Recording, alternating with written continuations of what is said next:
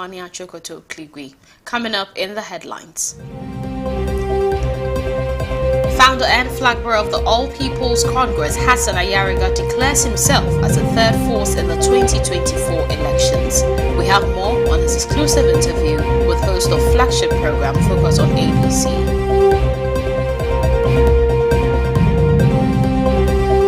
Coalition of Democratic Election Observers CODEO raises concerns over the integrity of the Electoral Commission ahead of the 2024 elections. We'll be engaging them for more on this development.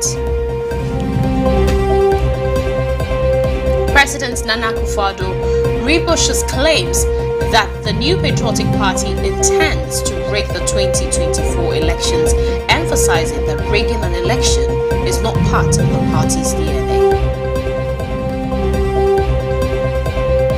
Still to come in the bulletin in business, Finance Minister contradicts Cocoa Bond's claim that the government will resort to self-financing for the 2024-2025 cocoa season. We'll give you the details. And on the international front, food insecurity is gripping parts of Africa as the continent battles extreme weather conditions, including one of the worst droughts in recent history.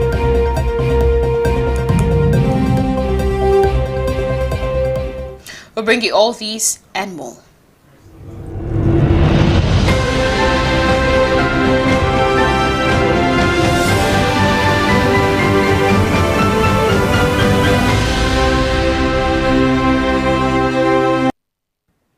Well, the founder and flag bearer of the All People's Party, Hassan Ayariga, has declared himself as the third force ahead of the 2024 general elections.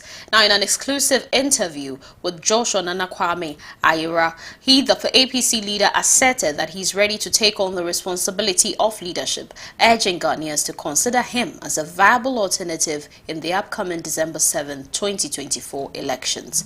The presidential candidate emphasized that the current living conditions in Ghana are tough, and he is committed to making a difference if elected. The mere fact that you say if you don't vote for us, if you vote for us, you win, is for me it's not an excuse. Vote for me, and if 5 million Ghanaians decide to vote for Hassan Ayariga, the third force will emerge. That is the third force. So it is the Ghanaian people who must demonstrate that they need a third force and back it by voting. The mere fact that you say... Well, in light of the same issue, ABC News Ghana took to the streets to find out who do Ghanaians believe is the third force in this year's election. Let's listen to what some of the people have been saying. To me, I think Ghana is a multi-party system, and looking at how things are going, the elections, the 5 previous elections coming up, you can see it has now become a two-party system, if not NDCs, MPPs. And I think they are all traditional parties looking at things. So I think there is no third force, I guess. There's always two of them. There's no third force. It's either they find a way to join the traditional parties and also get some space in the political world. But looking at how things are going in Ghana, I don't think there's a third force. Me, okay, so Miss Money Mama, they buy a president. I can't buy no fear, no, ya true. The nation was the more 50 cities, who are higher cocoa. 1 year work a 50 cities, say, shiny. Let me pay work a 50 cities on me can be left 50 cities a share. But some 100 cities. Summer, no home be a name. Summer no first summer no first 2 cities be never 6 cities. Full park first 100 cities be never 300. One thing I will say about China is that is the work that it does as an development in Ghana, which if I say we accept him as the president, there will be a development in Ghana a lot. Like the estate development and industry and stuff. And one says he's going to bring way back Kwame Nkrumah industry to employ workers. That is also a good idea. Ghana na any money NDC ni MPP. But I say you for no mobile. Almost standing no system. Me did this and kebe boy. There me who was a see and dear me someone on bet me I send you. No more so that na. Yes, it's as I was someone who knew that and I said and I'm about for who need that. To me, as I was saying, to me, I don't see any threat for us as in Ghana here. The reason being the numbers as in coming up against NDC and NPP in this Ghana here. I don't see any threat. Until they come together, making one decision, coming together as both parties, that can maybe do something that will be able to drive away this first and second, which is the NDC and NPP. I don't see any threat for us there. Oh, me to any square and this batano, only chain which money be my channel. A channel no now. I may know part and this camp, may know Jimmy inly. Shall I party sell only? I mean, The person this imra. It's a mama bet transfer. Nyama babalo amaye. So bet transfer e be okay. It says Cecia ejuma ya kwa ne kra ne yehuano ye. Meanwhile, the APC flag bearer further stated that the Electoral Commission is selling the 2024 elections to the rich political parties and presidential candidates. According to him, the filing fee for the presidential candidates with the EC has been pegged at 100,000 Ghana cedis, which gives an advantage to the rich parties and candidates over the smaller parties and independent candidates. The EC should justify the increment of the 100,000 from 10,000 to 100,000. You remember it used to be 10,000. Of course. Suddenly the increase of 1,000% to 100,000. What justification did they put before the Ghanaian society to do that, or before Parliament? And you see, in Ghana here, I feel sad when institutions go wrong and nobody comments. When people in high positions make mistakes and make certain decisions that affects the whole country, and everybody sits aloof and nobody's contesting them or asking them to take responsibility. It is our collective responsibility to make sure the right.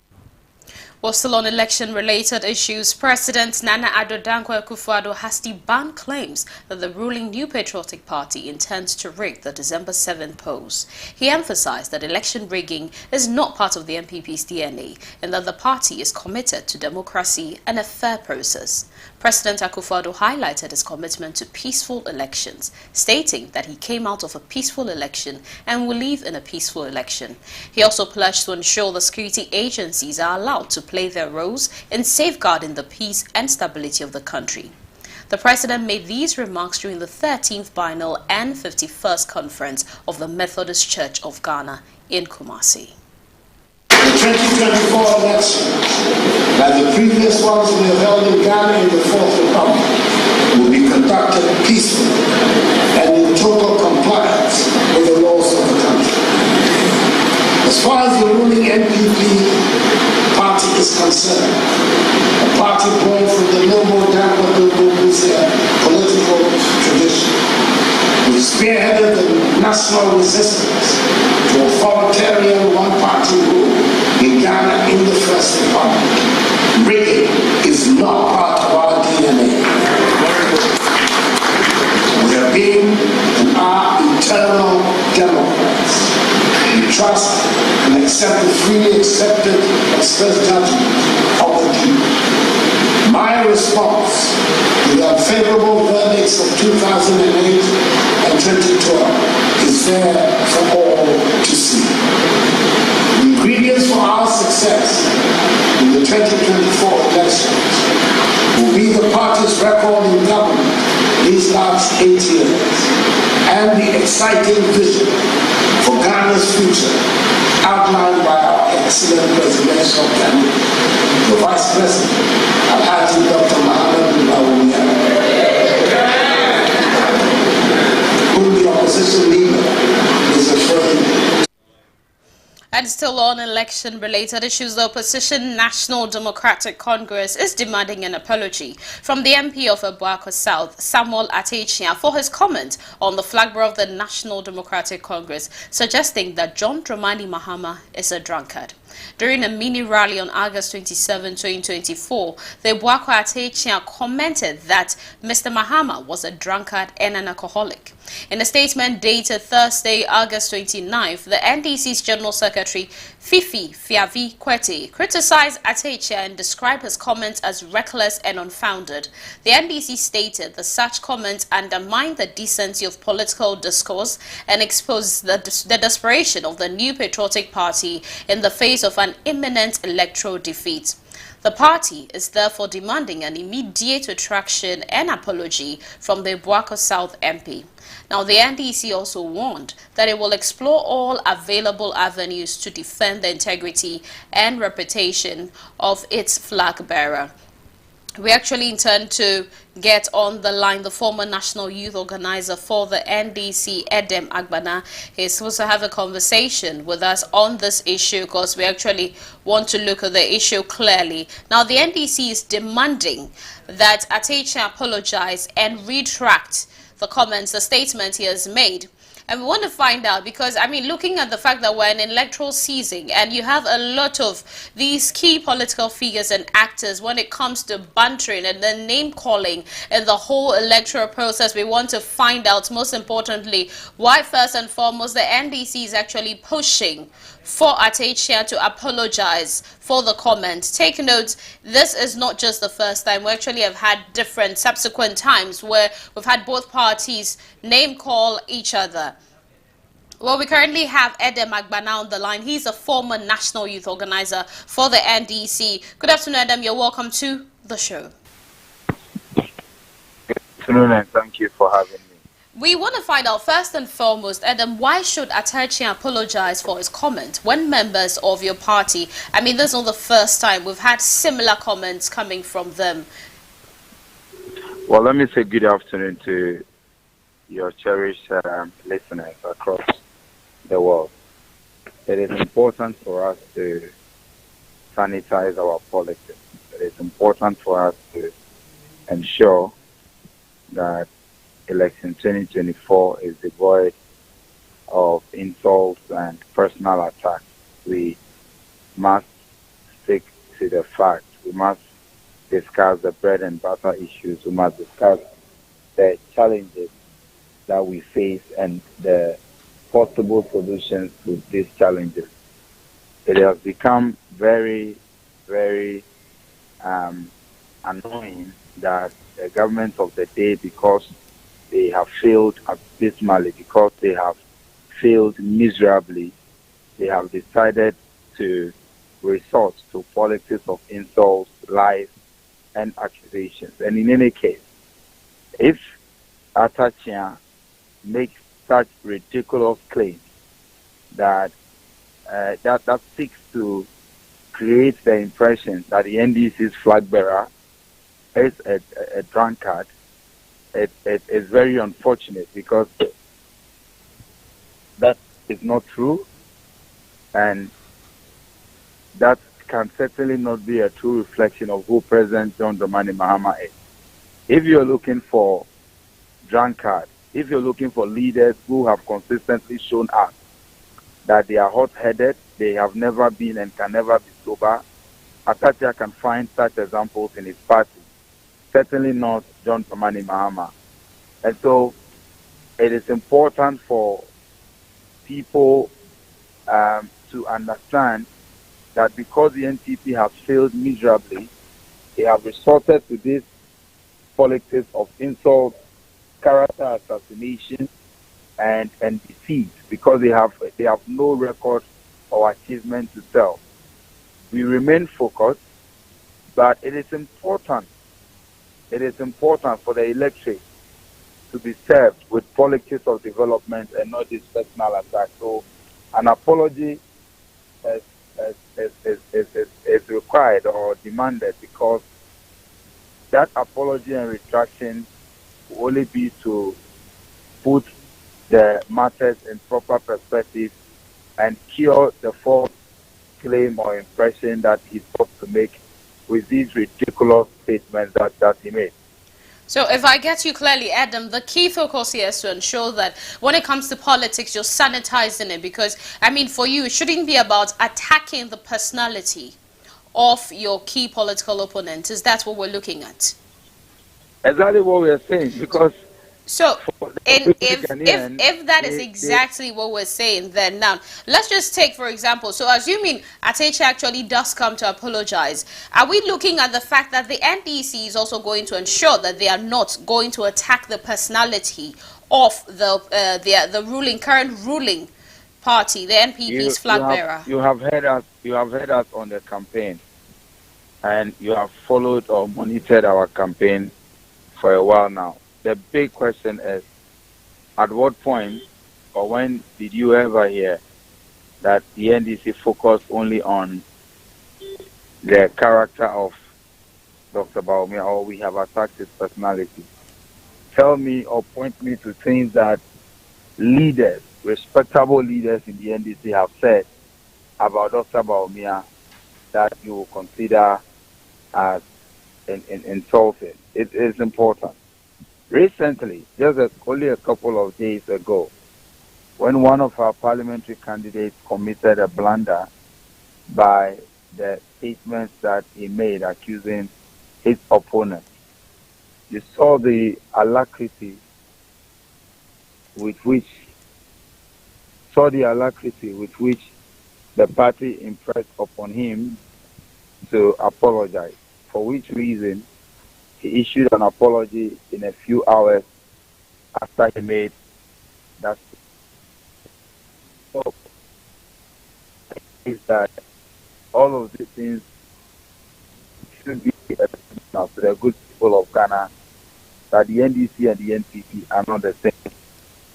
We are taken to issues of jobs, issues of the economy, which Dr. Baumia is running away from. We are sticking to the politics of development and unity, and we are preaching transformation. That is why we are saying that there must be a reset. So this change, this vote, this election is all about resetting Ghana and putting Ghana on the path of progress and development. We will not attack our political opponents. We will not subject them to personal vilification. We will not, with malice, undertake any attempt to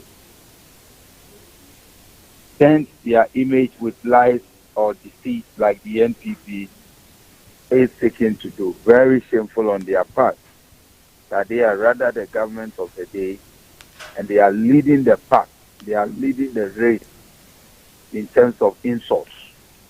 Other than that, the NPP is losing every debate, every argument.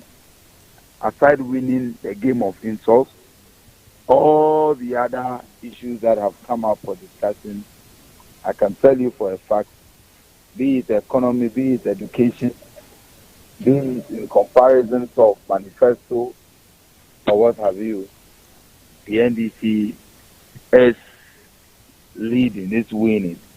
Well, I want to pick your thoughts on, just as you mentioned that your party actually impressed on the parliamentary candidate to actually apologize. And if we're looking at the same person, I just want to pick your thoughts on the fact that we have the majority women caucus in parliament actually impressing on the Ayawaso West Wogo MP Lydia Al-Hassan over the claims that were actually made by the parliamentary candidate John Dumelu, suggesting that she has a hand in her husband's death.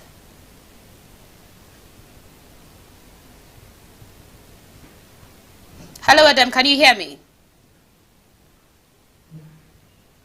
Adam, can you hear me?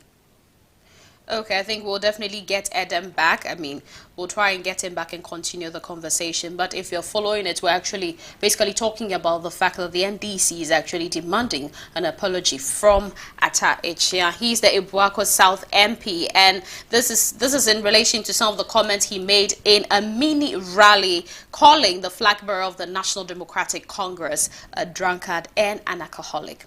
Now, moving on to still election-related matters, the national coordinator of the Coalition of Democratic Election Observers, CODEO, Albert Ahin, has raised concerns about the integrity of the Electoral Commission ahead of the 2024 general elections. Now, according to him, the appointment of individuals within the political party affiliations to the Electoral Commission earlier this year jeopardized the Commission's integrity. He, however, emphasized that for the EC to maintain its integrity, those appointed must be impartial and free from any political influence. Now, he urged the EC to be mindful of its actions, warning that the perception of bias alone could undermine the public's trust in the electoral process. We're trying to get him on the line, and then we'll definitely be talking to him to further enlighten us on this issue. We'll be actually interacting with the national coordinator of the Coalition of Democratic Election Observers, Albert Ahin. Hello, sir. Good afternoon, sir. You're welcome to ABC News. Hello, good afternoon, sir. You're welcome to ABC News, GH. Okay, so we'll take up his thoughts on this because he actually has been talking about it, and then he's been making key issues that when it comes to the Electoral Commission, they have to be impartial. So when people are actually being appointed, we definitely need to look at the key people who are being appointed. But most importantly, these people must not be affiliated to parties. You can personally have your own dealings, your day-to-day dealings, but then we shouldn't know, openly that we know this guy is affiliated to this party, that party. Now, when that happens, it makes it difficult for the people to actually trust in the integrity of the Electoral Commission. So that's what would actually be picking his thoughts shortly on. But moving on to still election-related issues, Ghana's election in the Fourth Republic have actually featured prominently independent candidates who have tried to exert their influence on election results, at every turn. However, the persistent appearance on the ballot has not yielded any impact, with not a single independent candidate being able to actually get more than 1% of the votes in the presidential election. However, as the 2024 elections draw near, we have a record of 22 independent candidates who have actually picked nominations to contest in the elections. But will any of these candidates be able to break the 1% curse on the December 7th elections? We want to find out more in the reports. So we have joining us, we'll actually be speaking to a presidential aspirant for the 2024 presidential election, Stephen Atubiga. But before we go to Stephen, earlier I had mentioned that we're trying to engage the national coordinator of the Coalition of Democratic Election Observers, Albert Ahin. Good afternoon, sir. You're welcome to ABC News GH. Good afternoon. We want to find out first and foremost, why is CODEO has actually been pushing for this impartiality when it comes to the EC and their integrity? Why bring it up now with barely 3 months to the elections? My dear, I didn't get you. Can you repeat your statement? We have barely 3 months to the elections, and with such a key issue, CODEO, that is pushing regarding the integrity of the EC, we want to look at the import of this, especially when it comes to those who are going to cast their ballots come December 7th. CODEO is pushing for the integrity of the EC? No, not pushing for the integrity. When you actually made mention of the fact that people who are appointed to the Electoral Commission must be impartial. If they actually appoint people who are actually politically affiliated, that makes it that people will be able to doubt the integrity of the EC. We want to find out the import of this on those who are going to cast their votes come December 7th. Yeah, what we really mean by the integrity is that, especially for the membership of the commission is supposed to be a neutral body that is supposed to be in charge of the elections of this country. So whoever is serving on the board should be people with proven integrity. And I remember very well some time back, Kodeo had to raise or even wrote a letter to question the one of the members who was appointed. And it even got to a point where Kodeo was asking the gentleman, if possible, to hand over or resign, because there were so many accusations that he's been a true member of the party. And what Kodeo was saying is that to be a member of the EC, one has to be absolutely neutral. We don't have a commission where you can have people serving as members of the party and at the same time being appointed to the board.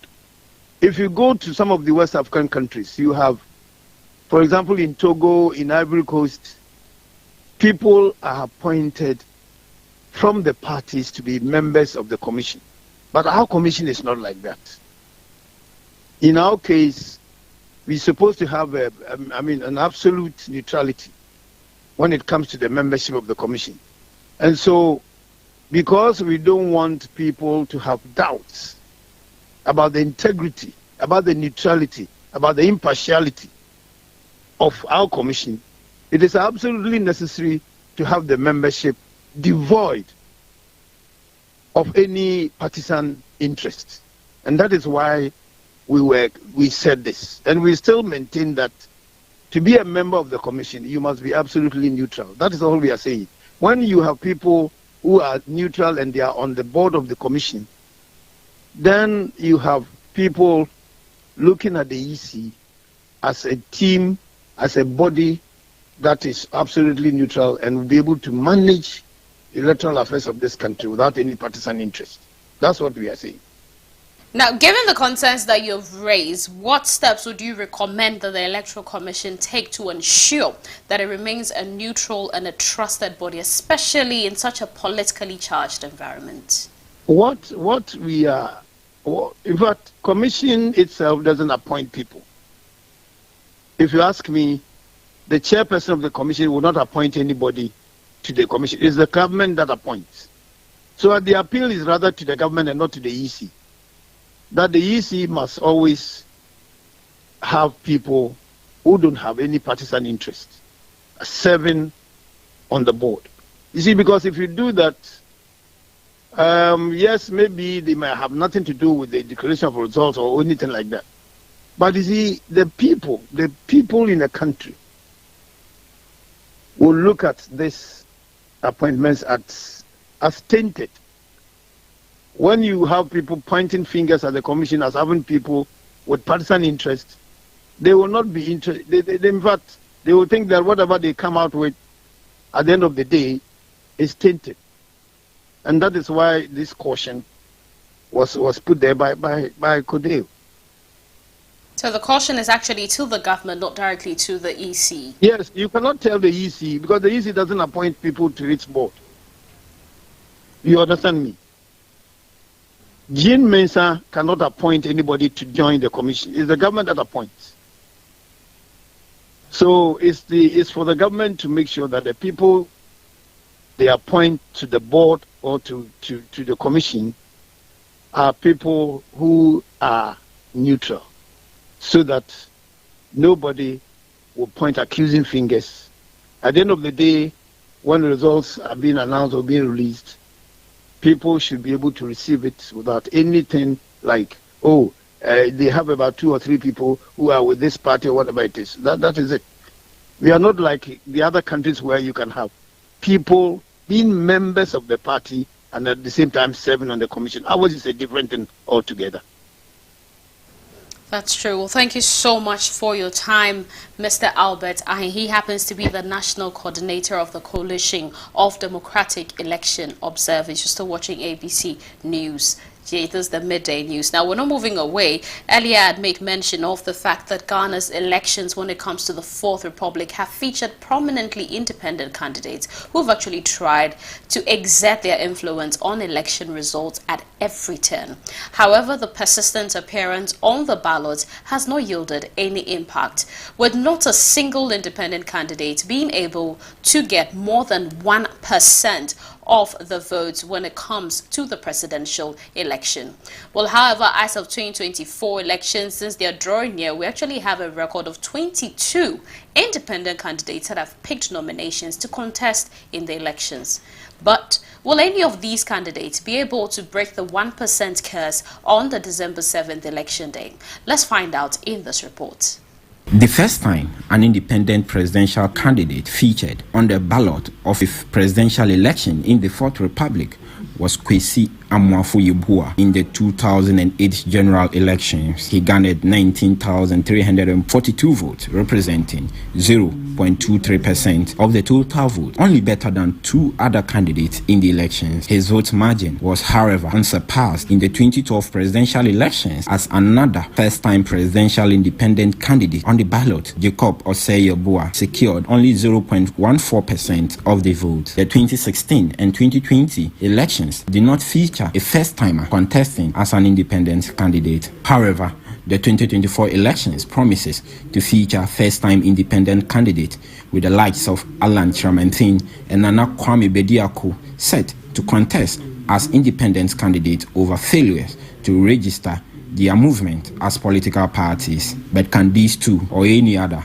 first-time independent candidates surpass the 1% vote in the 2024 election? Senior analyst at Global Info Analytics, Salam Insia, had this to say. As of now, our polling doesn't show that they are doing well enough to push the election into a runoff. But of course, we have 3 months to go. We are still polling.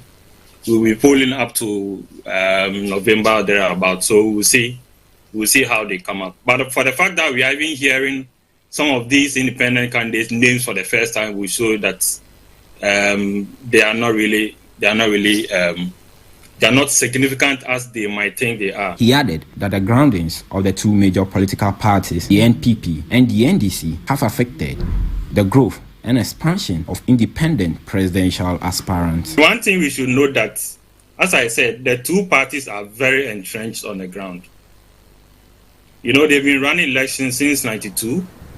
They are in the hamlets, they are in the villages, they go to funerals, they go to adoring. I know they've established some kind of contacts with the people at the grassroots, the villages, the hamlets and all that. So it will not be easy for an independent candidate to just emerge and let's say either push the election to a runoff or maybe secure a win. It will take a lot because you have to be at the ground. The 2024 elections present a good opportunity for independent presidential aspirants to make a substantial impact. But as it stands now, one and only reporting for ABC News Ghana, Samuel Nyemabo. The first time. What we have joining us on the line is an independent presidential aspirant for the 2024 presidential elections, Stephen Atubiga, and he's going to have a conversation with us on this issue. Hello, sir. Good afternoon. You're welcome to ABC News. Good afternoon, and good afternoon to your cherished viewers and listeners out there. We want to find out, as an independent presidential aspirant for the 2024 presidential elections, first and foremost, what are we looking at you bringing to the table as an independent candidate? Thank you so much. The reason why, first and foremost, the reason why we're going independent is we have not received our final certificate yet, which is NLC. So in order not to be left out, that is why we chose to go, independent, so that maybe down the line, if we're able to secure our final certificate, we will not miss out of not able to catch the deadline of filing the nomination. But in moving forward, NLC, as an independent candidate pulling the NLC along, there's a lot that we're bringing into this country. One of it is immediately we take over power, no more any budget allocation for any ministry except education, health, and security. All the other how do you call it, the other sectors of the country. No more budget.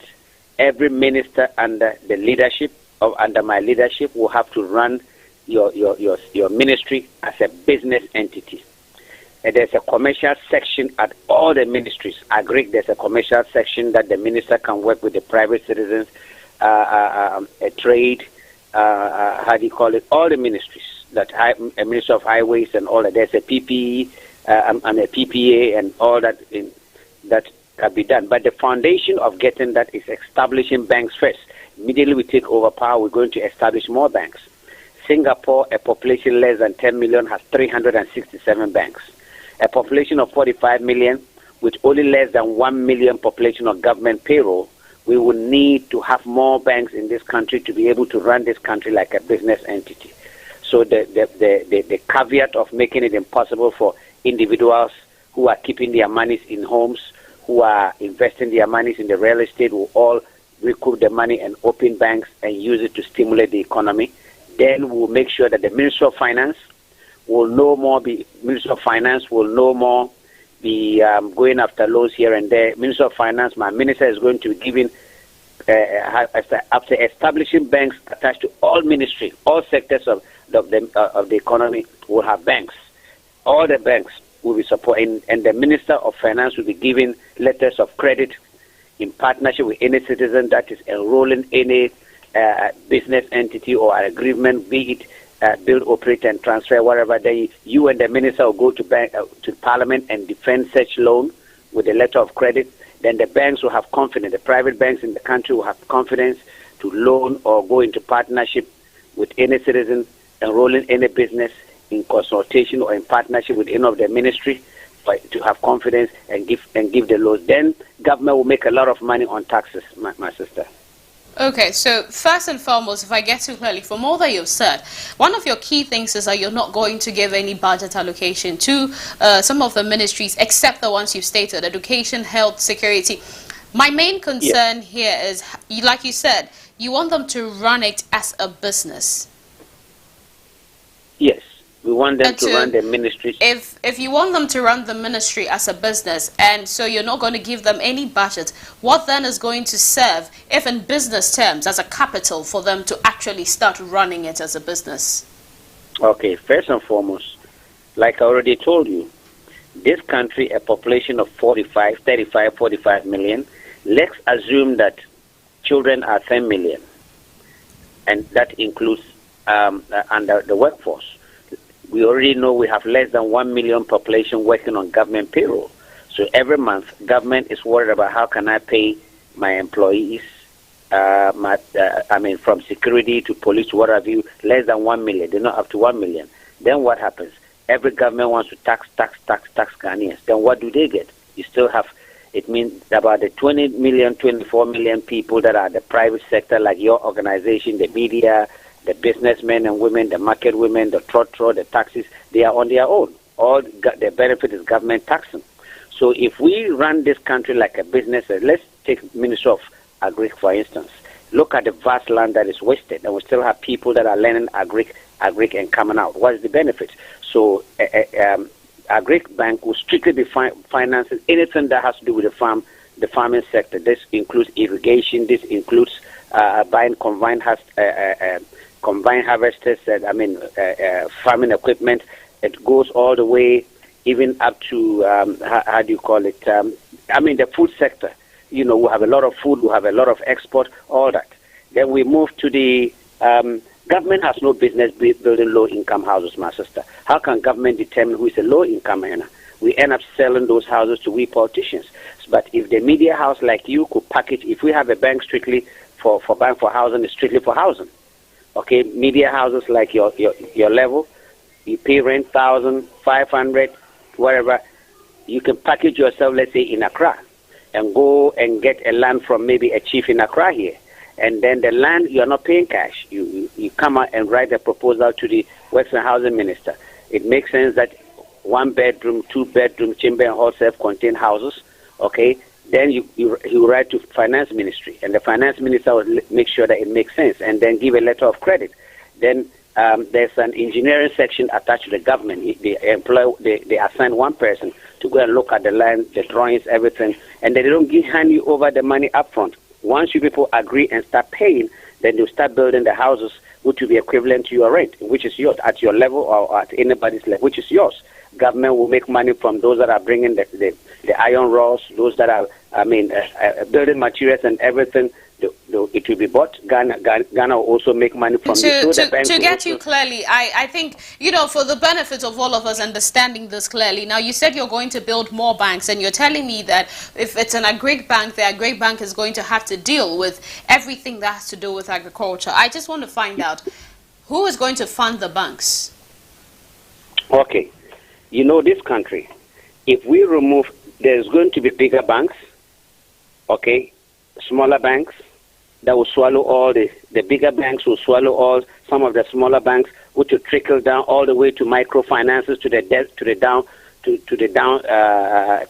the steps of the average Ghanaian in the villages. Now, people have money. Banks doesn't belong to an individual. We have people that have refused to save their money at certain banks, or there are some people that have money sitting under their beds because where they are, there are no government banks there or rural banks there and what have you. Once you make opening a bank so flexible, first of all, so you, the president, have to create an easy environment that it's easy for even people collectively to bring money together and form and open a particular bank. And this country, people have a lot of money, and also make it in such a way that the foreign countries will have the flexibility in partnership with the citizen first, leading to open banks in this country. So believe me or not, once the environment is created, there is no need, banks being closed down. Whatever difficulties that a bank may have, that is why I believe that we're definitely going to find a more appropriate time and then give you, because you definitely seem to have a lot of things that you're going to do should you be elected. But I want to find out, so far, just for this 2024 presidential election that is coming up, there are about 22 of you that have actually picked forms for the general election as independent candidates. And there's one thing that has been very clear. I mean, some call it a curse, but one thing we've realized over the years is that no independent candidate has been able to go beyond the 1% mark when it comes to the vote in the election. Yeah. Yes, do you believe that you true. can finally cross that 1% vote this year? There's a reason why most of we have a lot of independent candidates today. All boils down to those who wanted to form a political party like the NLC. For one or two reasons, they did not be able to secure their final certificate yet. But instead of not going like Cheddar and Co., we know my big brother Alan and Co., they already made their mind wanted to be, independent movement already. But this country, the only way we can see the seriousness of independent or other, if we could come together, let's say the 20-something political parties that want to go independent, if we all came together or come together as one force, definitely Ghanaians will give us opportunity. But there is, at least, we may not be secure, or others might have not been able to secure a certain number of percentage, but their voices are being heard for citizens to consume and use to query or to hold the bigger political parties accountable. So yes, you are very right. If Ghanaians really want to change, they want to see a change in governance, they want to see the country being pulled to a different direction besides NDC and MPP playing the monopoly, they must vote differently, vote for a smaller political party, if not for anything, as a lesson for the bigger political parties not to be taking Ghanaians for granted. So the only change that we need. So much. Thank you so much, Stephen, for your time. Like I said, we definitely do have to find an appropriate time to be able to ensure that we give you, enough time to be able to let Ghanaians understand fully your policies that you would actually want to implement should you be elected. Well, that was Stephen Atu Biga, and he is one of the independent candidates who have actually picked up nomination forms for this year's 2024 presidential election. Still on election matters. Now, this basically is breaking news. Coming in, we have daughter of Ghana's first president, Samia Nkrumah, has declared her intention to run as independent parliamentary candidate in the Jomoro constituency of the Western region. According to her decision to go independent and detach herself from the Convention People's Party, this is to allow her put Ghana first over any political affiliation. I am running as an independent to re-enter Parliament, the Jomoro constituency. And independent means putting Ghana first, fighting the extreme partisanship that has not delivered to our people. So independence, the independent card, I believe, is a new way of doing politics, where you are ready to work with others to make sure that good things happen for your people. I don't want us to be extremely partisan. I want us to build consensus. I'm looking for the way forward in the future. I don't think the future lies with being so entrenched in one party or another. So how can I do something when I'm aspiring for a better future for Ghana? Can we go beyond party politics? You know, today as we speak, there are followers of Kwame Nkrumah in Ghana from every party, NDC, NPP, CPP, PPP, Independent, everywhere. So the values and principles of what we call Nkrumahism has gone way beyond party. So why are we boxing ourselves in groups? Ghana needs to unite. And how can we unite without people sacrificing and going beyond the system? The two-party system has not worked, if we want to be honest. Well, let's head straight into the world of business.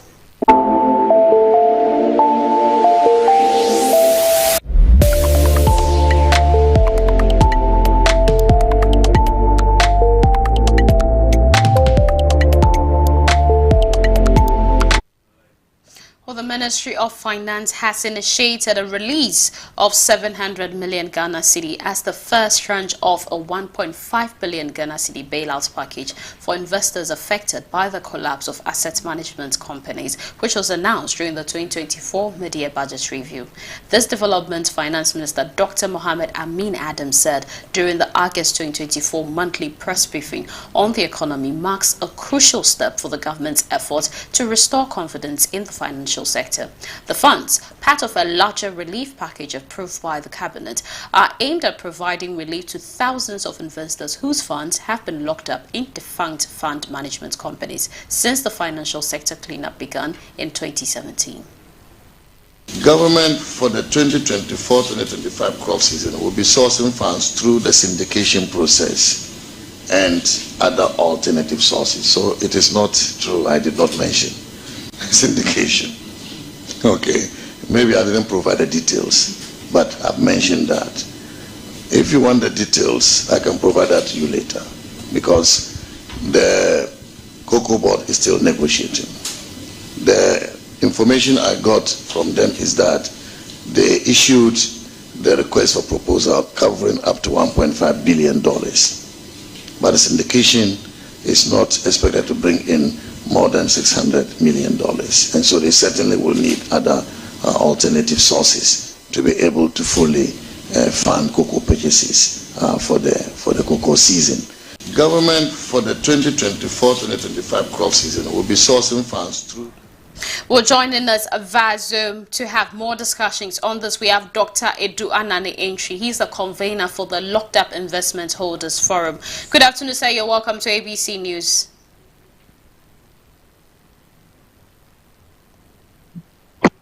Good afternoon, sir. You're welcome to ABC News.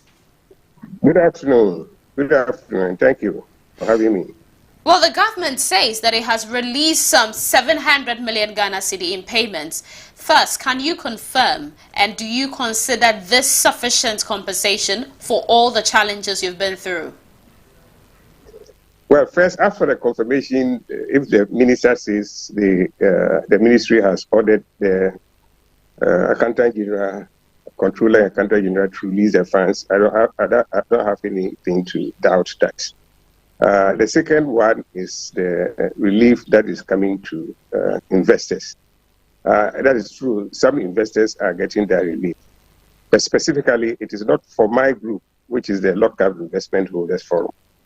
Our group is made up of people whose investment are with institutions whose licenses has not been revoked. The institutions that our monies are locked up with, their licenses have not been revoked. And Bank of Ghana says they will not revoke those licenses until the Ministry of Finance makes financial provision towards the payment of our funds when they revoke the licenses. So that is what we are working on, picketing to ensure that the ministry makes that financial provision for Bank of Ghana to do the revocation and therefore pay us from the financial provision that the ministry would have made. What is being paid now is for fund management companies, clients of fund management companies, whose licenses were revoked in 2019.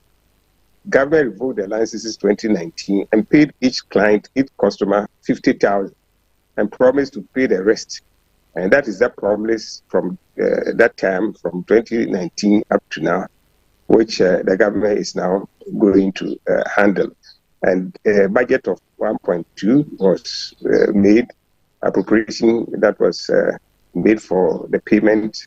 And according to the minister, they are now paying 700 million out of that. So it's a relief to many clients of the fund management companies. But for the distressed financial institutions, that is mainly the finance houses, which customers are from NTA's National NDK Financial Services, Bond Savings and Loans, SIC Life Savings and Loans, and SDC Financial Services, whose clients have come together to form the Locked-Up Investment Holders Forum. Their licenses are still, they still have their licenses. And the first step is for the Bank of Ghana to revoke the their licenses before we can be paid anything. And Bank of Ghana says they will not revoke the licenses unless the ministry has made financial provision towards the payment. So that is the challenge we have. That is why we are picketing every Wednesday to demand that. But have you had any official communication from the ministry? Because the bank has already told you that they will not revoke the license until the ministry makes the financial obligation. Have you had any official communication from the Ministry of Finance as to whether they're intending to actually make the allocation for you guys, or whether they're in talks with the people? Well, we send after the Bank of Ghana has made that known, we send a letter to the minister and ask that provisions have to be made for us. We were trying to get provisions made in the mid-year budget. We even got the Parliament. We sent a petition to the Speaker of Parliament. We spoke to both parties, their leadership, but unfortunately we couldn't complete the processes. Now, Parliament, if we are petitioning, you have to petition through a member of Parliament. And so the Speaker advised us to channel our petition through a member of Parliament. But by the time the budget came out, we haven't gone through, we didn't have the time to go through. So no provision was made. And so we came back to the minister that, look, there is a provision of 4 billion already in the budget, which has been approved by Parliament. So it was made for NIB, for the fund management companies who have started receiving or going to be paid now. And then we who are also having our investment with distressed specialized deposit-taking institutions. Out of the 4 billion, government is giving 2.3 billion to NIB and is paying 1.5 billion to the fund management companies, including Dr. Indum's people. So we have said there's a balance of 200 million. So we are part of the 4 billion. So if there's a balance of 200 billion, then use it to let the Bank of Ghana start the revocation process so that at least we can get something out of this 4 billion. And we have also said that the 200 million will be too small, hopefully inadequate, because even two institutions owe us 2.2 billion. So the 200 is too small. So we have asked the government to reduce the 2.3 that they want to give to NIB.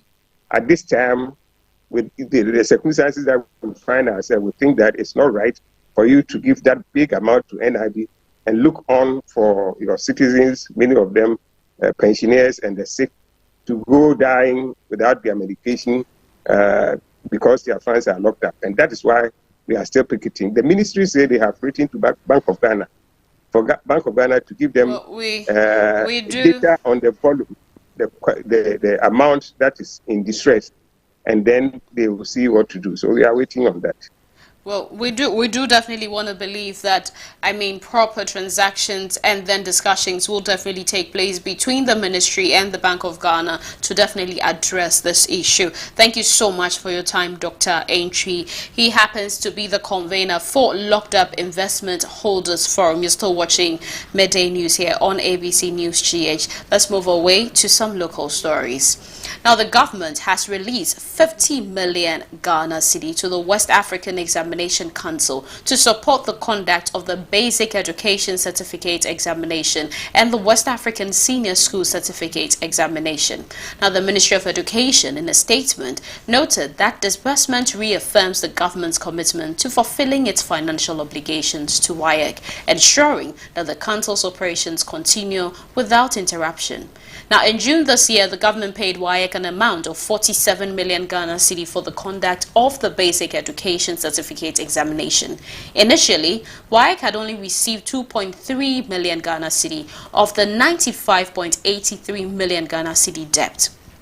This led the council to request at least 50% of the total amount to conduct the examination and additional funds to process and release the results.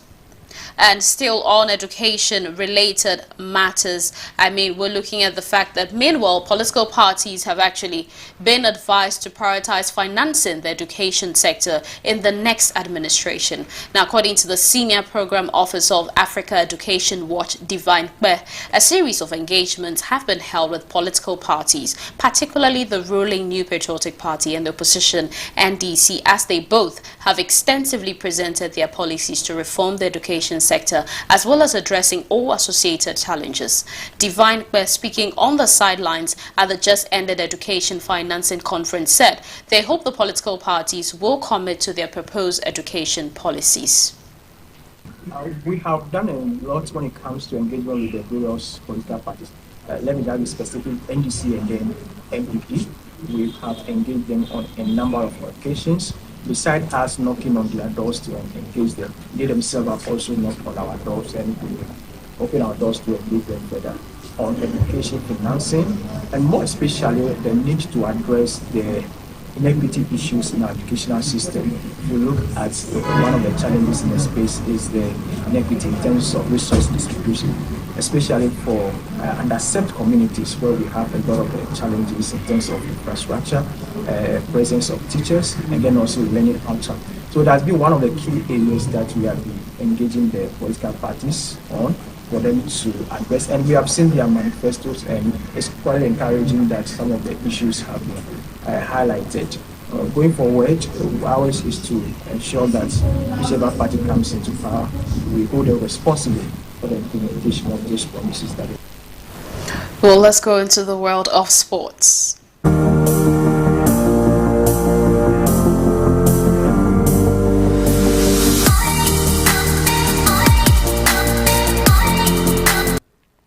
Head coach Otto Addo has named a 23-man squad for the forthcoming Africa Cup of Nations qualifiers against Angola and Niger. The Black Stars will open camp in Accra on Sunday, September 1st, 2024, in readiness for the double-header against Angola and Niger. Ghana will host Angola at the Baba Yara Sports Stadium in Kumasi on Thursday, September 5th, before traveling to Benin to take on Niger on Monday, September 9th, 2024. Now, here is actually the full squad. So for goalkeepers, we have Lawrence Atizigi and Frederick Asare, Joseph Wolacott. Now for defenders, Ali Duseidu, Tariq Lamte, Alexander Jiku, Mohamed Salisu, Abdul Mumin, Jerome Opoku, Ebenezer Anan, and Kinsley Schindler. Now for the midfielders, we have Mohamed Kudus, Abu Francis, Thomas Partey, Elisha Owusu, Majid Ashimeru. And when it comes to forwards, we have Abdul Fattah Ishaku, we have Joseph Pencil and Ibrahim Osman. We also have Antoine Semenyo, Inaki Williams, Brandon Thomas Asante, and Jordan Ayew.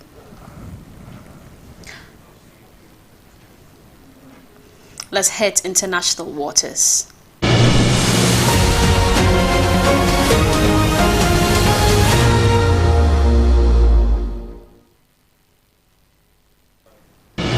The troubling issue of food insecurity is gripping parts of Africa as the continent battles extreme weather conditions, including one of the worst droughts in recent history.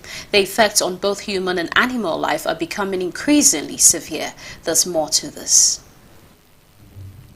In Zimbabwe's Mudzi district, communities are battling to survive as rivers that once flowed year-round have now run dry.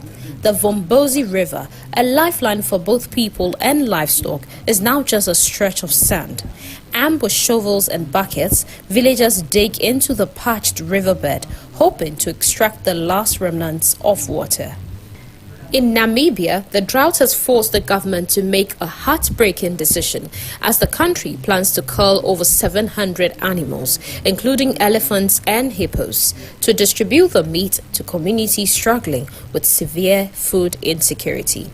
This comes as Namibia faces its worst drought in 100 years, leaving millions of people in desperate need of food.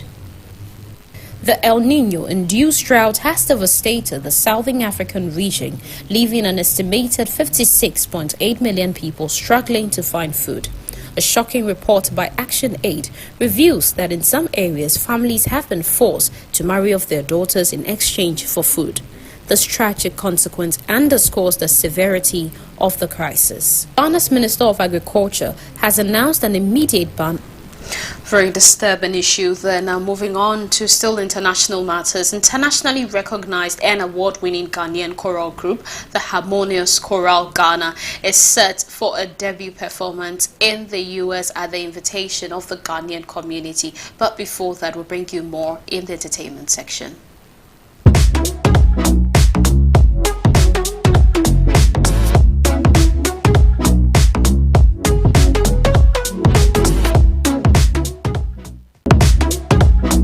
So the Harmonious Chorale Group, which is actually set for a debut performance in the United States of America at the invitation of the Ghanaian Community Presbyterian Church, is a mission of the Woodhaven Presbyterian Church in Dallas-Fort Worth Metroplex, Texas. The Harmonious Chorale, which was crowned 2018 champions of the World Choir Games category C28 in South Africa, also won 4 gold awards, will be performing at a charity concert themed the Hallelujah Concert on 28th September at the Ivan Arts Center, Texas.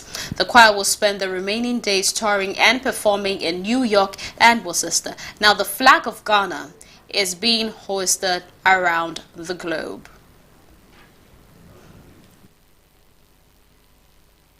Well, we wish them all the best and we're looking forward to see a very great concert. On that note, this is how we wrap up things on the Midday News here on ABC News GH. My name is Epifania Jokoto Kligwe. Do have a wonderful afternoon.